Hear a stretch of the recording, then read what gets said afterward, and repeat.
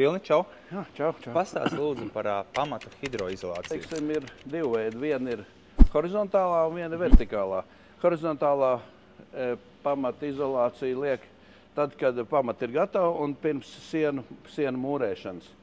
Un mums šeit ir horizontālās pamata hidroizolācijas lentes, ir PVC, ir dažādos platumos, ir 25 cm platums, šeit ir 36 cm platums.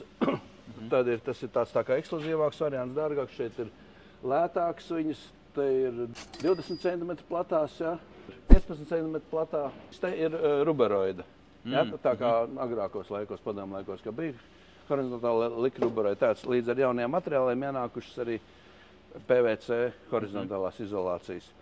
Ja vajag platākiem pamatiem, 40 cm, citreiz 50 cm, tad var ņemt vienkārši ruberoidu, kurš ir metru plats, un sadalīt attiecīgajās sloksnēs, jā, un tad izrolēt tā, kā vajag pa to horizontālo hidroizolāciju.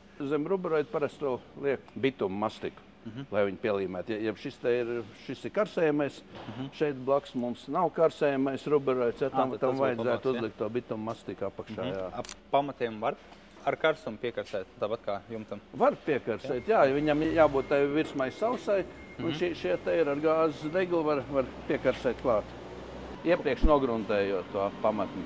Jā, šie bija horizontālie pamati. Nākamajā video pastāstīs par vertikāliem. Par vertikāliem.